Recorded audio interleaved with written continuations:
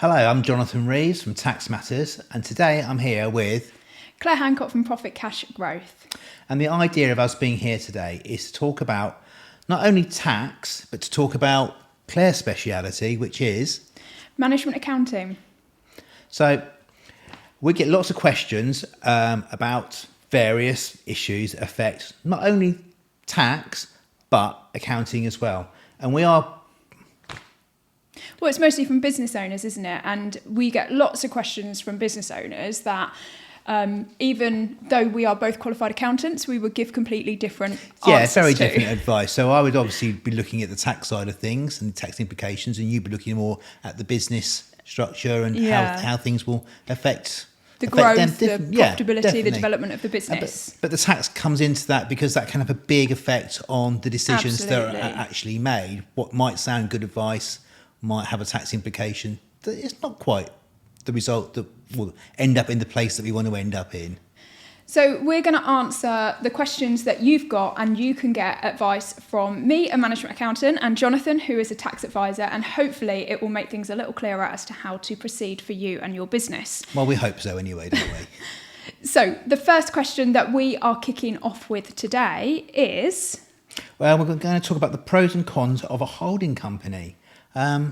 Right, well, from a tax perspective, there's lots of cons, but there are some pros as well. But I think first of all, we'll talk about the accounting side of things. Well, people often end up with a holding company because they are buying businesses or combining businesses, or they've got multiple businesses, and you end up with one business here, and then you put a holding company above them that has ownership of them. That's right, yes, they do.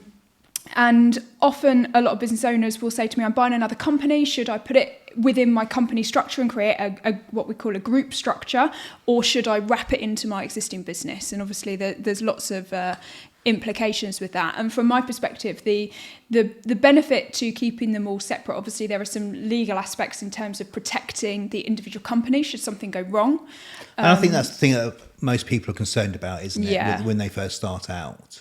Yeah, absolutely. You want to make sure that you've got the maximum legal protection, especially if you're buying a company, because you are taking on all the liabilities of those previous owners. And a lot of small businesses don't do due diligence, or very thorough due diligence. No, definitely not. There's likely to be some skeletons in every closet of every business. But then the second consideration that we always then look at is the reporting aspects, because all of a sudden you go from having this one business that you need to report on to potentially 2, 3, 4, 5 different legal entities that all need accounts, all need tax returns, etc., etc.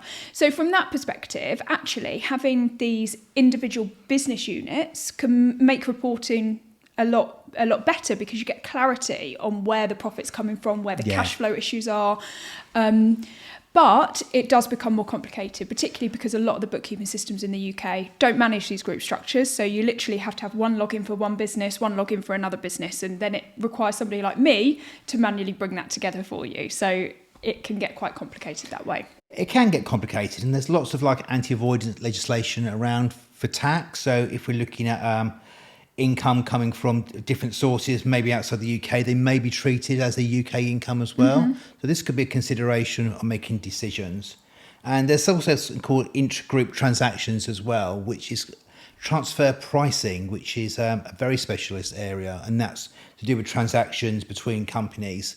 That is very sticky hot water for some people to get involved in. So that always needs some very specialist advice. So that's mostly about moving taxes to different countries, isn't it? So if you've got, a classic example is Ireland, that's got a 12% tax rate, and you see companies like Google that exist in Ireland, and they pay very little UK tax at 25%. And so that's really what transfer pricing is looking at, isn't it? It's different countries, and making sure that you're paying the fair rate of tax in the country that you're seen to be operating in. But as businesses grow, and in the world that we live in, we get involved in with more and more countries all the time. So it's something we do need to be aware of and be thinking about. Maybe not for the smaller businesses, but for a business who's going to be looking at a holding company, this could be a consideration, or definitely something that should be in your mind at some point. Yeah, absolutely. But, there are, The next probably tax implication that, you know, I was literally having a conversation yesterday with somebody that was looking at buying a business, and their turnover at the moment is about their profit at the moment is about 200 grand. So they're in that tapered rate for corporation tax where they're in that middle ground of not paying 25% but not paying 19%. And I said, well, when you buy this other business and wrap it in, your profits are combined going to go over the 250k, and there's what's known as the associated company rule. Yes, and that kicks in, and that means that if all of your businesses go over the 250k mark, then you pay the higher rate of corporation tax of 25%. And that's going to affect so many people. That is a hidden a point that just people just don't pick up on. It's just not out there, and you need to be aware of that. And we're looking out for it all the time, because as the way money's going, people are going to earn more and more and be affected by this all the time. Yeah. So and keep an eye out for that, definitely. It's similar with the employment allowance as well. So that's where you get the first £5,000 of your employer's national insurance that you essentially get a tax break on every year. But when you have associated companies or group structures, then you get that once per group, not once per company. So again, you might have one business that is paying 19% corporation tax and claiming the £5,000 a year employment allowance, and as soon as you buy another business, all of a sudden you wrap up with 25% corporation tax bill and only one lot of employment allowance. So actually, overall, you could end up paying quite a bit more tax. That's where the management accounts come in, isn't it? Because you just need to know what's going to be hitting you and when it's going to hit you. Yeah, what the financial impact is going to be. So it's all about the planning, which I know, Claire, you're very good at. That is true. Yeah, that's my speciality. So what are the pros of having a holding company? Well, I think, there's group relief. So if you make losses in one company, you can transfer into another company and utilise them there. So that's a good opportunity, and something that, as a management accountant, you'll be looking at as well, moving losses around and how they benefit the corporation tax. So you don't have to have a holding company for that though, do you? No, you don't. You can link any company really, couldn't you, in a group structure? So if you think that if you're making a loss in one company because maybe you're investing or it's a new company and you have another business, then actually you can combine them and share the losses. Yeah. But that is absolutely something that you should contact Jonathan and his team about if you think that applies to you. Definitely a benefit though. Definitely a pro to setting this sort of structure up. And again, moving dividends from one company to the other, they're free from corporation tax. So that's just a great opportunity as well to do things. There are opportunities there, but my biggest worry would be getting involved in anti-avoidance legislation, and you need to think about these things very carefully before you do them. Sometimes you just fall into them, don't you? And you have to do it to go forward. But if you're a UK business, then the anti-avoidance legislation and transfer pricing, the really complex stuff that makes it really difficult, that's really unlikely to be affecting UK businesses, isn't it? Oh, definitely, yeah. It's probably going to come down to a combination of managing the risk from a legal perspective and making sure that you're paying as little tax as possible, because we've already shown how complicated it is with group structures, group relief, losing your employment allowance. I think it's nice to know how complicated it can get, because you're on this journey and before you know it, you're going to be there with a bit of luck anyway. Yeah.